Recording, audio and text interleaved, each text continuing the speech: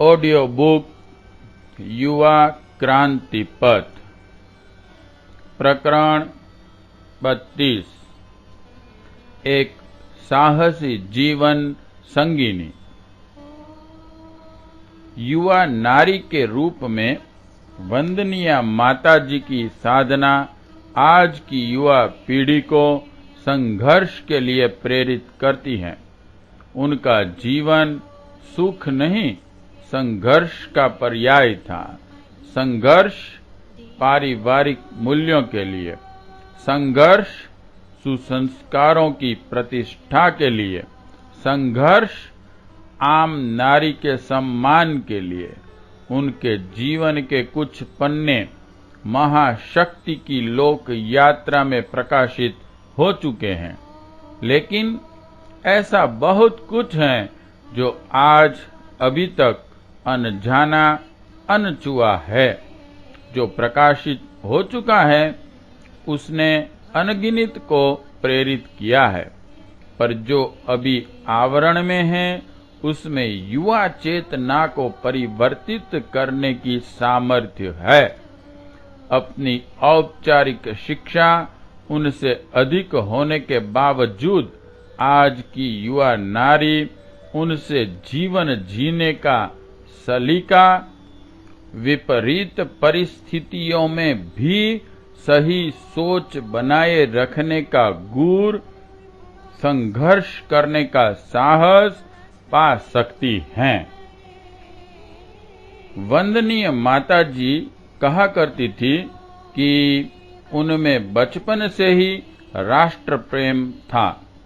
समाज का दुख दर्द उन्हें संवेदित करता था। नारी की स्थिति सुधारे ऐसा वे सोचती थी। ये बातें उन्हें किसी ने सिखाई नहीं थी, बल्कि स्वस्फुरित थी।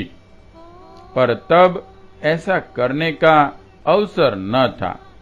परिस्थितियां ऐसी न थीं कि वह अपना चाहा कर सके।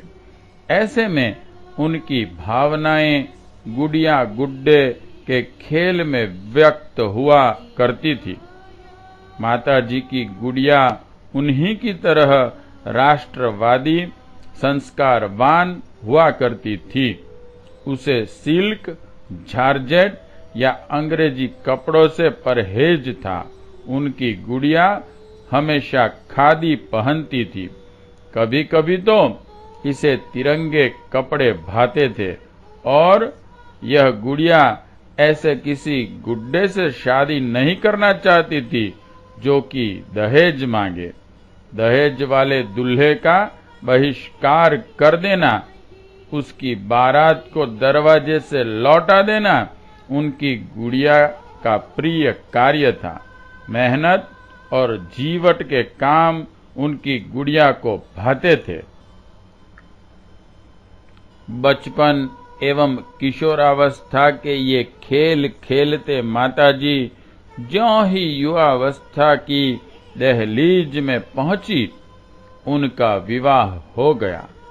उन दिनों गुरुदेव का जीवन स्वाधीनता संघर्ष की अग्नि में तप रहा था। साथ ही सामाजिक, सांस्कृतिक एवं आध्यात्मिक उन्नति के लिए वे कई योजनाएं बना रहे थे। गुरुदेव की इन योजनाओं में माताजी की भावनाएं घुलने लगी। यहाँ सभी कुछ ऐसा था जिसकी कल्पना वे बचपन से करती आई थी।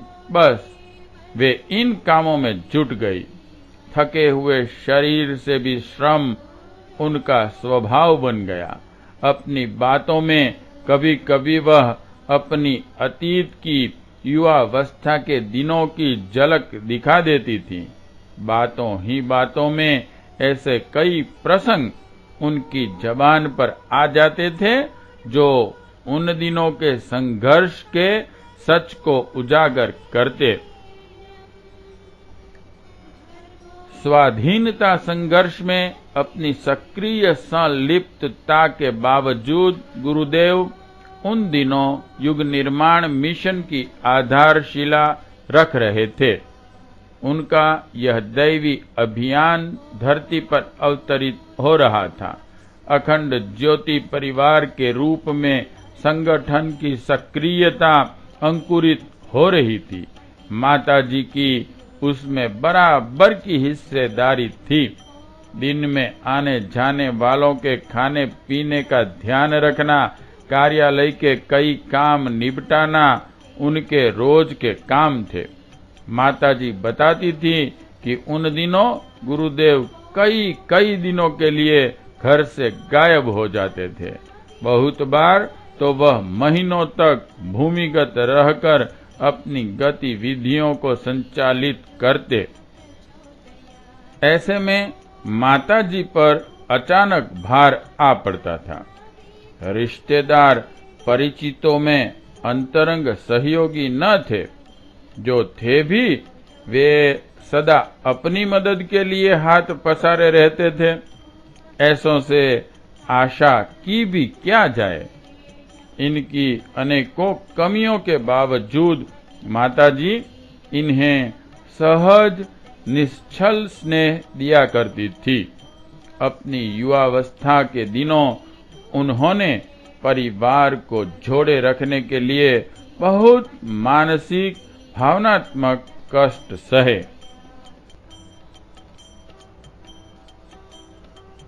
चर्चा चलती है तो कई बातें उभरती हैं।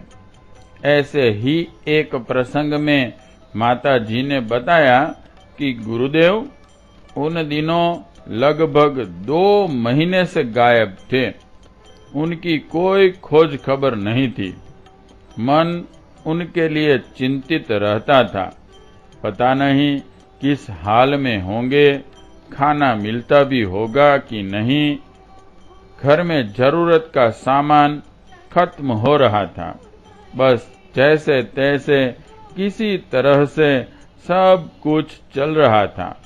चिंता परेशानी के बीच शारीरिक और मानसिक संघर्ष करते हुए माताजी का स्वास्थ्य अचानक खराब हो गया।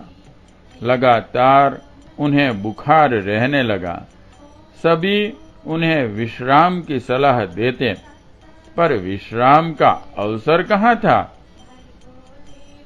तभी अचानक एक रात को गुरुदेव आ पहुंचे। उनके साथ उनके कई साथी थे। गुरुदेव के कपड़े बहुत मैले हो चुके थे। उनकी दाढ़ी के बाल भी बढ़ गए थे। आंखों से लगता था कि जैसे वे कई दिनों से सोए नहीं। उनके साथियों का हाल भी कुछ ऐसा ही था। गुरुदेव ने माताजी से कहा कि सभी लोग कई दिनों से भूखे हैं। इधर उधर भागते हुए दिन बीत रहे हैं। अगर संभव हो तो कुछ खिला दो। माताजी सोच में पड़ गई, क्योंकि घर की चीजें खत्म हो रही थी। उन्होंने एक बार फिर खोजबीन की। आटा तो नहीं था, लेकिन थोड़े से चावल और दाल थी। उन्होंने यही दाल चावल पका दिए। अभी वह इन लोगों को खाना परोस पाती, इतने में दरवाजे पर कुंडी खटखटाए जाने की आवाज आई। एक बारगी सबके चेहरे पर चिंता की लकीरें चमक उठी, पर माताजी धीरज से काम लेते हुए सभी को तल घर में ले गई। वहीं उन्होंने गुरुदेव सहित सबको बिठाया और दाल चावल रखते हुए कहा, आप लोग इन्हें परोसो, खाओ। तब तक मैं बाहर देखती हूँ। इन लोगों को बिठाकर जब उन्होंने बाहर आकर दरवाजा खोला तो देखा कि पुलिस खड़ी है। वह गुरुदेव के बारे में जानने के लिए आई थी। पुलिस को देखकर एक बार तो उनका दिल जोर से धड़का, लेकिन दूसरे ही क्षण उन्होंने अपने चेहरे पर बिना कोई भाव लाए पुलिस वालों को बिठाया और उनसे इधर उधर की बातें करती रही। पुलिस वालों ने आसपास के एक दो कमरों को खोजबीन की, फिर आश्वस्त होकर वापस चले गए। माताजी की सूझ काम आई। पुलिस को बहलाकर वापस भेजने में लगभग 1 घंटा तो लगा ही। जब वह फिर से दरवाजा बंद करके नीचे के तलघर में गई तो देखा सब लोग खतरे से आशंकित, कुछ अनमने, कुछ चौकन्ने बैठे हैं। माताजी थोड़ा हंसते हुए कहा, अरे आप लोगों ने अभी तक खाया नहीं? खाना खाइए।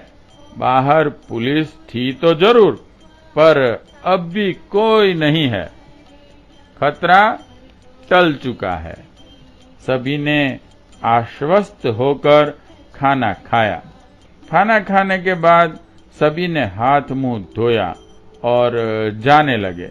जाते हुए तौलिया वापस देते समय गुरुदेव का हाथ माताजी से छू गया तो उन्होंने चौंकते हुए कहा, अरे आपको तो तेज बुखार है, ऐसे में इतनी मेहनत करनी पड़ी। माताजी ने हंसते हुए वातावरण को थोड़ा सामान्य बनाते हुए बोली, अरे तो क्या हुआ, आप लोग देश के लिए जान न्यौछावर किए रहते हैं और मैं क्या देशभक्तों के लिए खाना भी नहीं बना सकती? माताजी की बात सुनकर गुरुदेव थोड़ी देर तक उनका हाथ थामे रहे। बरबसी उनकी आंखें भीग आई। माताजी की भावनाएं भी छलक पड़ी, लेकिन तभी वह सचेत हुई और उन्होंने गुरुदेव को वापस जाने का संकेत किया। इस प्रसंग की चर्चा करते हुए माताजी ने कहा था कि यह बात मेरे विवाह के थोड़े ही दिन बाद की होगी। इसके कुछ ही महीने बाद देश स्वतंत्र हो गया था। विवाह के तुरंत बाद जीवन की ऐसी कठिन डगर पर हंसते हुए चलना साहस का सर्वोच्च शिखर है। इस आदर्श की डगर पर थोड़े युवा भी चलने की हिम्मत जुटा लें तो युवा भारत विनिर्मित हो सकता है। प्रकरण 32 समाप्त।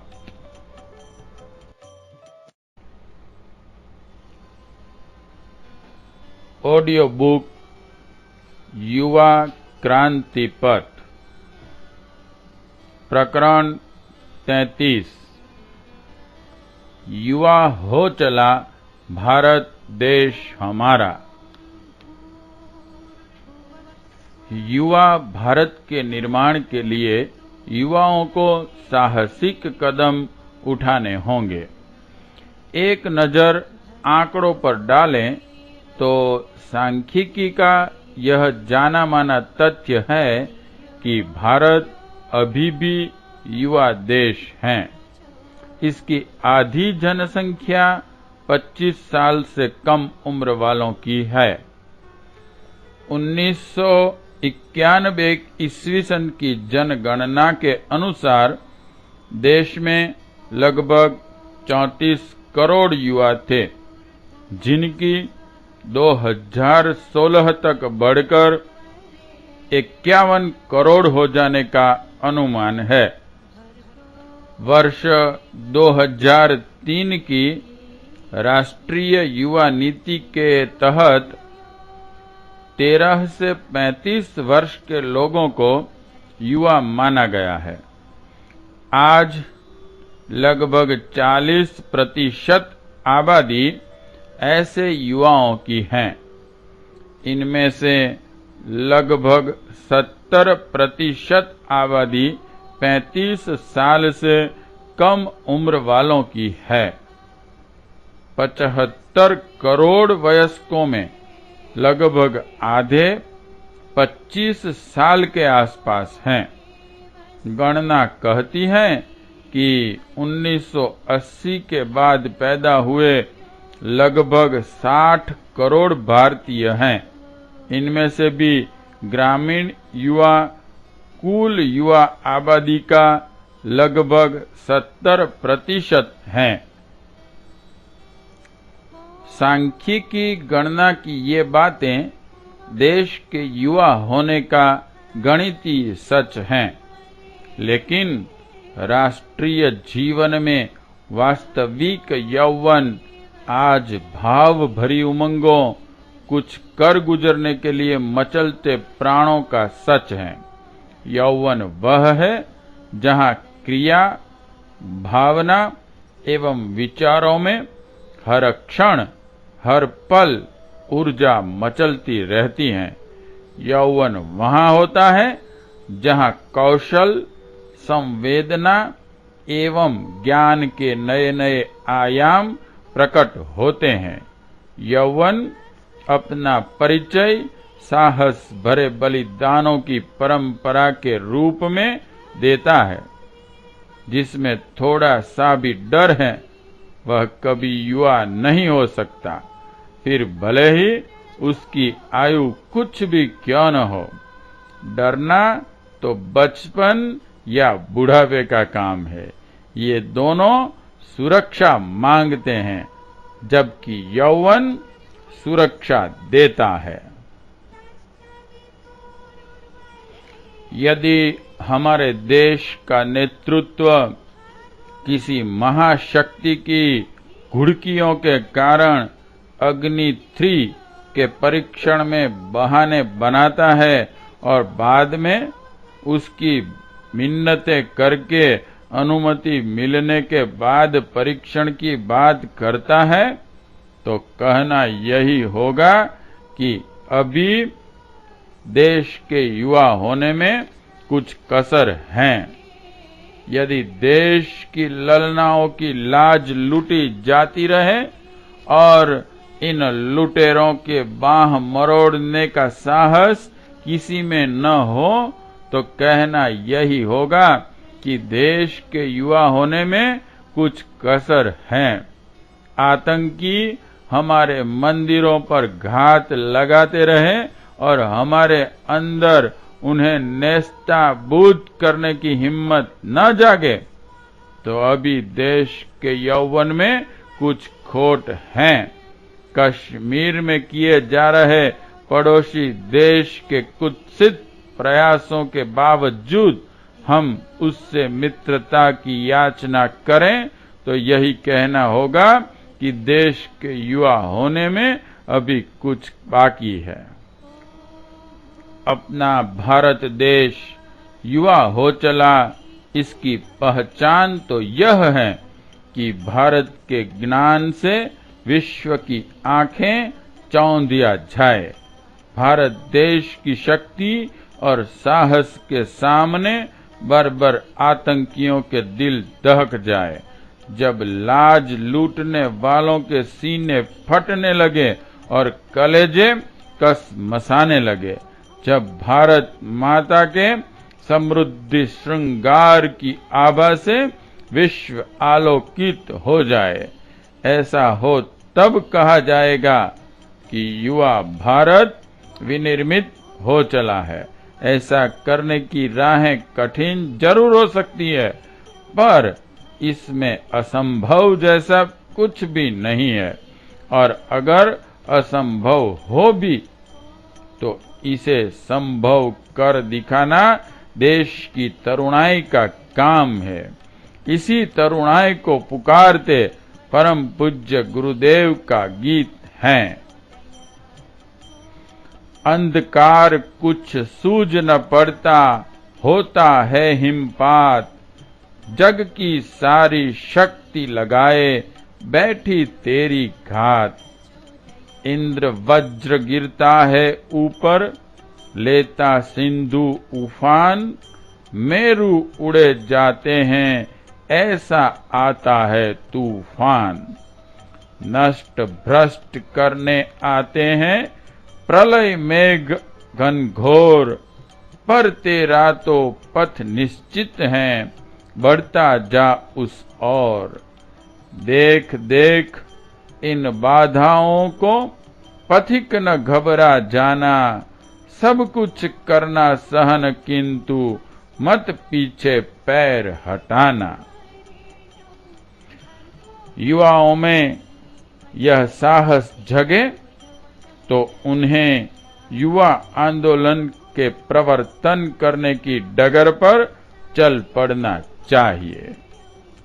प्रकरण 33 समाप्त।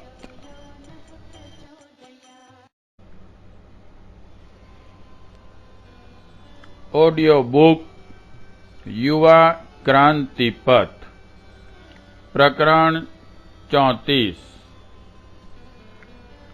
राष्ट्र कुंडलिनी युवा महाशक्ति का जागरण।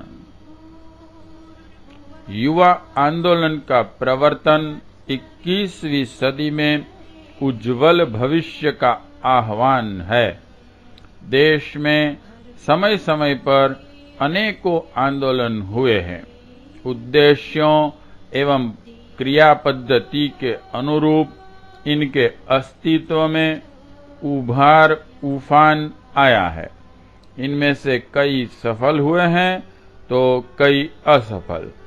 गणना यदि सफल आंदोलनों की जाए तो पता चलेगा कि इनकी सफलता में युवाओं की महत्वपूर्ण भूमिका रही है। उन्हीं ने अपनी ऊर्जा और ऊष्मा से इन्हें सफलता का तेजस प्रदान किया है। बात यदि पिछली सदी के स्वाधीनता आंदोलन की करें तो पाएंगे यही कि यदि इसमें युवाओं की बड़ी संख्या न रही होती तो शायद देश से अंग्रेजों को खदेड़ पाना संभव न हो पाता। अन्य छोटे छोटे रचनात्मक या संघर्षात्मक आंदोलन की सफलताओं का अनुपात उनमें युवाओं की भागीदारी के अनुपात के अनुरूप रहा है। सवाल यह है कि जब अब तक सब आंदोलन युवा ऊर्जा से पनपे हैं तो एक आंदोलन युवाओं के लिए क्यों नहीं? क्यों न एक महा आंदोलन ऐसा उठ खड़ा हो जो देश भर की युवा चेतना में पनप रहे कीटाणुओं और विषाणुओं को मार भगाए? क्यों न एक आंदोलन ऐसा हो जो युवाओं को नशे के महादैत्य के जबड़े से बचाने वाला हो, उन्हें हिंसा, हत्या, अपराध की भटकन से सन्मार्ग की डगर पर चलाने वाला हो, जिनका उद्घोष भूले हुओं को फिर से राह पर चलाना हो। ध्यान रहे, देश का युवा सोया हुआ, अपने में खोया हुआ हो सकता है, पर अभी तक वह मरा नहीं है। उसकी प्रबल प्राण धारा केवल मध्यम हुई है, बंद नहीं। उसकी इस दशा का कारण सिर्फ भावनात्मक विक्षोभ है। जो युवा प्रकृति से परिचित हैं वे यह निश्चित तौर पर कह सकते हैं कि युवा सभी कुछ सहन कर सकते हैं, पर उन्हें भावनात्मक छल बर्दाश्त नहीं होता। भावनात्मक आघात से उनकी चेतना शिथिल और निष्क्रिय हो जाती है। वे अपने आप को निस्तेज, निष्क्रिय, निस्सार और निर्वीर्य समझने लगते हैं। इस दशा से उबरने के लिए उन्हें संवेदना संजीवनी चाहिए। उन्हें चाहिए ऐसा कंधा जिस पर सिर रखकर वे रो सके और अपना दुख प्रकट कर सके। उन्हें चाहिए ऐसे वीर हृदय महामानव जो उन्हें सार्थकता दे सकें। युवा अपने सर्वस्व का बलिदान करने के लिए तैयार हैं, बस भावनात्मक छल सहन करने के लिए तैयार नहीं है। उनके दिलों में यही दुख तो दबा है। इसी पीड़ा के पर्वत के नीचे दबकर वह आज असहाय हुए हैं। इसी वीर घातिनी ने ही तो देश के युवा वीरों को संज्ञा शून्य किया है। लक्ष्मण यदि मूर्छित हो तो पवनसूत को ही पराक्रम करना होगा। पराक्रम संवेदना संजीवनी लाने का, पराक्रम इन्हें भावनात्मक भटकन से बचाने का करना होगा। देश का प्रबुद्ध युवा यदि यह साहस करे तो सब कुछ सुधर सकता है। फिर से युवा चेतना चैतन्य हो सकती है। प्रबुद्ध युवाओं को ही करना है युवाओं की वर्तमान स्थिति पर सूक्ष्मता से विचार। उन्हें अच्छी तरह से परखना है युवा प्रकृति और उसमें आई विकृति को। इसके बाद उन्हीं को गढ़ना है समाधान का नया महा आंदोलन, जिससे आंदोलित होकर उल्टी दिशा में बही जा रही युवा चेतना स्वयं ही उलटकर सीधी राह पकड़ ले। वस्तु स्थिति को परखें तो बात केवल इतनी सी ही है कि निजता और स्वार्थपरता के जबड़ों में फंसकर वे परेशान हुए हैं। अपने बारे में केवल अपने ही स्वार्थ के बारे में सोचते रहने की अति में उनके ये हाल हुए हैं।